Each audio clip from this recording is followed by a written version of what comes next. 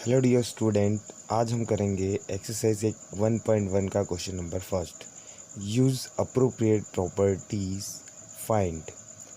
हमको appropriate properties का use करके इस क्वेश्चन को सॉल्व करना है। जो भी हमने प्रॉपर्टीज़ पढ़ी हुई है उन प्रॉपर्टीज़ का यूज़ करके इस क्वेश्चन को हमको सॉल्व करना है। तो हम कैसे सॉल्व करेंगे, देखिए।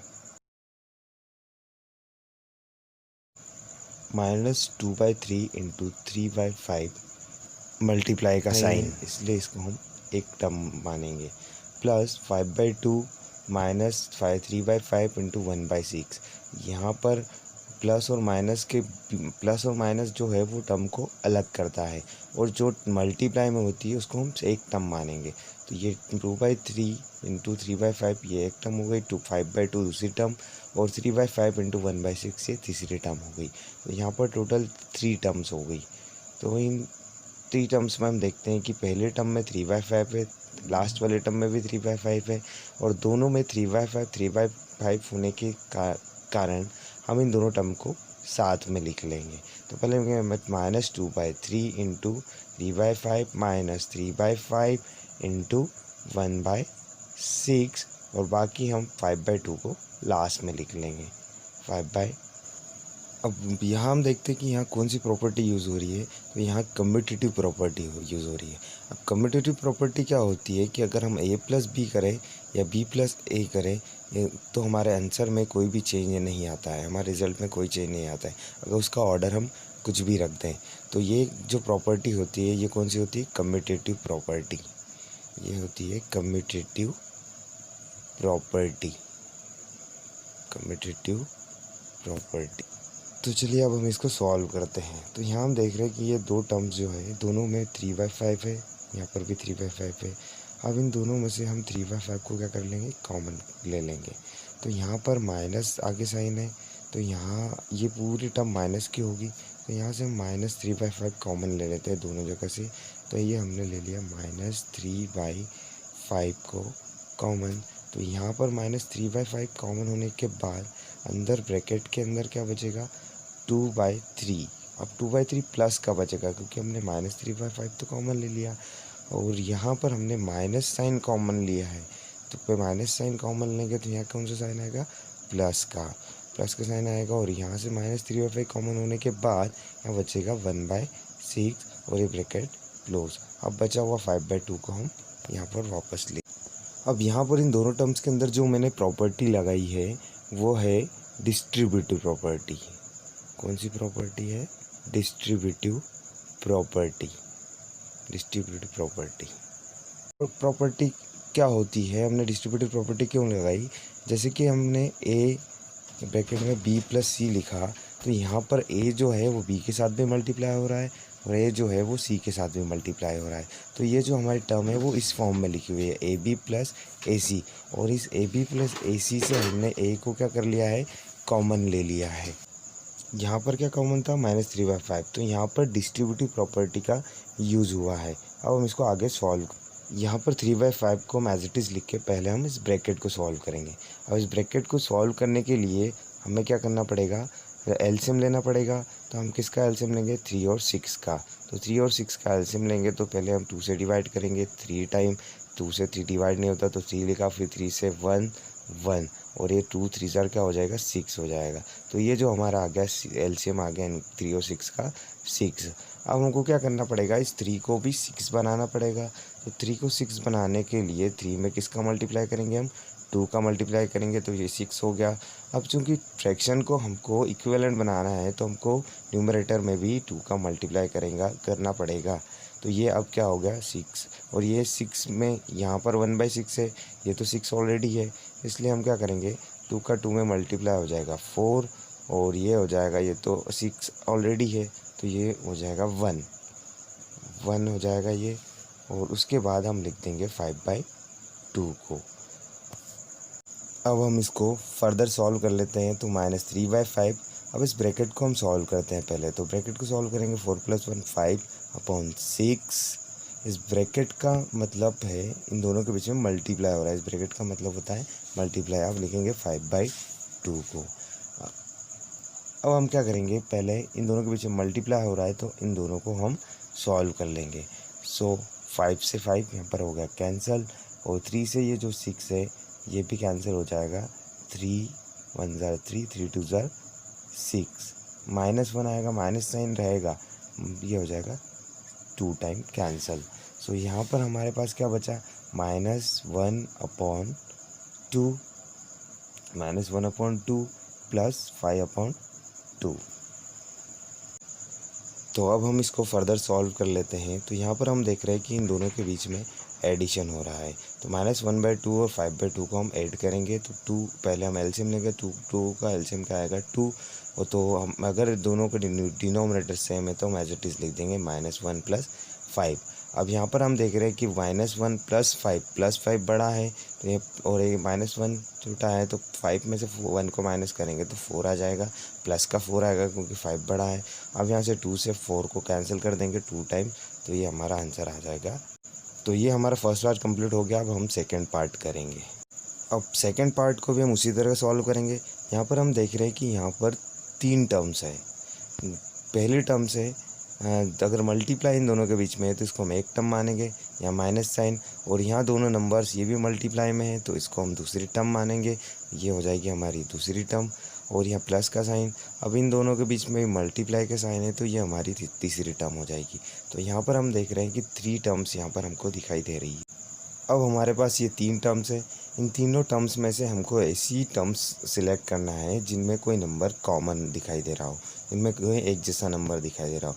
तो हमारे पास ये 2 टर्म्स है, फर्स्ट टर्म और लास्ट टर्म। इसमें हमको दिखाई दे रहा है 2/5 दोनों में है, तो हम इन दोनों टर्म्स को साथ में लिख लेंगे। जो फर्स्ट वाली टर्म है उसमें भी 2/5 है, लास्ट वाली टर्म है उसमें भी 2/5 है, मतलब ये दोनों टर्म में 2/5 क्या है, कॉमन है, तो इसको हम साथ में लिख लेंगे या कॉमन ले लेंगे। इसको हम डायरेक्ट कॉमन ले लेते हैं। पहले हम एक काम करते हैं, इनको पहले साथ में लिख लेते हैं।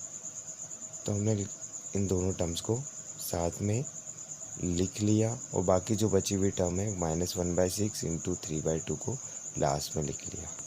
अब आपको पता है कि कोई टर्म में 2 नंबर कॉमन होते हैं तो वहाँ पर कौन सी प्रॉपर्टी लगती है, तो यहाँ पर लगेगी कॉम्यूटेटिव प्रॉपर्टी, क्योंकि इन दोनों टर्म्स में 2/5 कॉमन है, और जब भी 2 टर्म में कोई नंबर कॉमन होता है तो वहाँ पर कॉम्यूटेटिव प्रॉपर्टी लगती। अब यहाँ हम इसको फर्दर सॉल्व करते हैं, तो हम क्या करेंगे, 2/5 को यहाँ कर लेंगे, कॉमन ले लेंगे। तो 2/5 को हम कॉमन लेंगे तो यहाँ पर जो भी बची हुई टर्म है उसको लिख लेंगे, जो है -3/7, और यहाँ पर है प्लस का साइन, और यहाँ पर 2/5 कॉमन होगा तो प्लस 1/14, यहाँ पर बचेगा 1/14 ब्रैकेट क्लोज, और जो भी बची हुई चीज़ें हैं, जो बची हुई टर्म है उसको हम यहाँ पर एज इट इज़ लिख लेंगे 3/2। और यहाँ पर देखिए हमने कौन सी प्रॉपर्टी का यूज़ किया है, यहाँ पर हमने डिस्ट्रीब्यूटिव प्रॉपर्टी का यूज़ किया है। हमने डिस्ट्रीब्यूटिव प्रॉपर्टी पढ़ी थी कि ए ब्रैकेट में b+ पे ए बी से भी मल्टीप्लाई हो रहा है, ए सी से भी मल्टीप्लाई हो रहा है। तो अभी हमारे पास इस फॉर्म में लिखी हुई है टर्म, तो इसको हमने क्या कर लिया, ए को कॉमन ले लिया तो b+c ब्रैकेट में आ गया। तो इस कौन सी प्रॉपर्टी हो गई है, डिस्ट्रीब्यूटिव प्रॉपर्टी, ये हो गई है डिस्ट्रीब्यूटिव प्रॉपर्टी। आपको एक चीज़ का खास ध्यान रखना है कि जो भी प्रॉपर्टी हम यूज़ कर रहे हैं उसको स्टेप के जस्ट सामने ब्रैकेट में लिखना है। अब इसको हम फर्दर सॉल्व कर लेते हैं।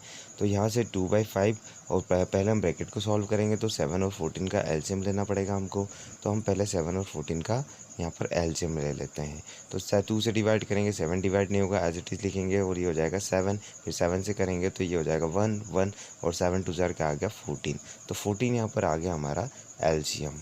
अब इस स्टेप को आप बड़े ध्यान से देखिए कि हम कैसे सॉल्व करते हैं, कैसे ऐड करते हैं, किसी भी रैशनल नंबर्स का हम एडिशन कैसे करते हैं। तो यहाँ पर जो है एलसीएम आ गया 14। अब ये 7 को जो है डिनोमिनेटर को हमको 14 बनाया, तो किसका मल्टीप्लाई करेंगे हम, 2 का। अगर हम 2 का डिनोमिनेटर में मल्टीप्लाई कर रहे हैं तो न्यूमरेटर में भी 2 का मल्टीप्लाई करना पड़ेगा। तो ये हो जाएगा हमारा 2 3 ज़ार 6 -6 हो जाएगा। अब यहाँ पर हम देख रहे हैं, नेक्स्ट यहाँ पर देख रहे हैं तो एलसीएम 14 है और यहाँ पर भी 14 है, तो यहाँ पर तो हमको किसी का मल्टीप्लाई करने की ज़रूरत नहीं, तो A1 को हम एज इट इज़ लिख देंगे, और ये -1/6 × 3/2।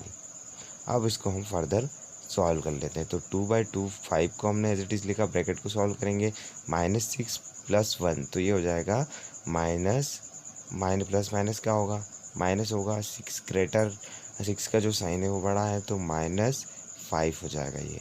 -6 minus plus 1 -5 upon 14 bracket close. अब इसको हम मल्टीप्लाई कर लेंगे 3 से, और 6 दोनों 3 के टेबल में आते हैं, तो ये 3 के टेबल में 1 टाइम, और 6 जो है ये 2 टाइम आएगा। अब हम इसको हम सॉल्व कर लेते हैं।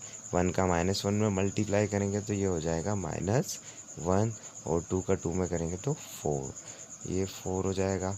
अब इन ब्रैकेट का मतलब होता है कि मल्टीप्लाई, तो अब इन दोनों को हम मल्टीप्लाई करेंगे। अब देख रहे हैं कि 5 यहाँ पर इसके डिनोमिनेटर में है और 5 ऊपर है, तो हम इन दोनों को 5, अब हम क्या करेंगे, 5 से 5 को यहाँ पर कैंसिल कर देंगे। ये 5 से 1 टाइम, ये 5 से ये 1 टाइम। अब यहाँ पर ये 2 और 14 ये दोनों 2 के टेबल में आते हैं, तो 2 से ये 2 1 टाइम कैंसिल हो जाएगा, और 14 जो है 7 टाइम कैंसिल हो जाएगा। अब इस 1 का 1 में मल्टीप्लाई किया तो -1, 7 का 1 में मल्टीप्लाई करेंगे हम तो 7, माइनस का साइन 1/4। अब हमको क्या करना है, इसको फिर से ये सब्ट्रैक्शन हो रहा है, तो इसको हमको सब्ट्रैक्शन करना पड़ेगा। सब्ट्रैक्शन करने के लिए हमको 7 और 4 का हमको एलसीएम लेना होगा, तो हम 7 और 4 का एलसीएम ले लेते हैं। 7 और 4 का एलसीएम लेके 2 से डिवाइड करेंगे, तो 2 से डिवाइड होगा, 7 नहीं, 2 4 डिवाइड होगा 2 से 2 टाइम, फिर अगेन हम 2 से डिवाइड करेंगे, 7 डिवाइड नहीं होगा, एज इट इज लिख देंगे 2 को, 2 1 ज़र 2, अगेन 7 से करेंगे, 7 1 ज़र 7 और ये 1, तो 2 2 ज़र 4, 4 7 ज़र 28, 4 7 ज़र 28 का आ गया हमारा एलसीएम आ गया, तो हम एलसीएम में लिख देंगे 28। अब यहाँ पर हम डिनोमिनेटर में क्या है 7 है, तो 7 को हमको क्या बनाना है, 28 बनाना है। तो 7 में किसका मल्टीप्लाई करेंगे, 7 को 28 बनाने के लिए 4 का मल्टीप्लाई करेंगे। अगर हम 4 का मल्टीप्लाई डिनोमिनेटर में कर रहे हैं तो 4 का मल्टीप्लाई न्यूमरेटर में भी करना पड़ेगा, तो ये हो जाएगा हमारा। अब यहाँ पर हम देख रहे हैं यहाँ पर डिनोमिनेटर 4 है, यहाँ 28 है, तो इसमें 7 का मल्टीप्लाई करेंगे तो 28 बनेगा। 7 का नीचे कर रहे हैं तो 7 का ऊपर भी मल्टीप्लाई करना पड़ेगा। अब हम इसको लिख देंगे -4 1/4 का मल्टीप्लाई -4, ये माइनस का साइन, और 7 का 1 में करेंगे तो 7। अब इसको हम फर्दर सॉल्व कर लेते हैं। माइनस और माइनस क्या हो जाता है, प्लस, -4 -7 ये क्या हो जाएगा, प्लस होगा इन दोनों का, तो 4 और 7 हो जाएगा -11, और ये अपॉन में 28, ये हमारा क्या होगा इसका 11/28, ये हमारा आंसर हो गया। अब नेक्स्ट क्वेश्चन के लिए नेक्स्ट क्लास में मिलेंगे, तब तक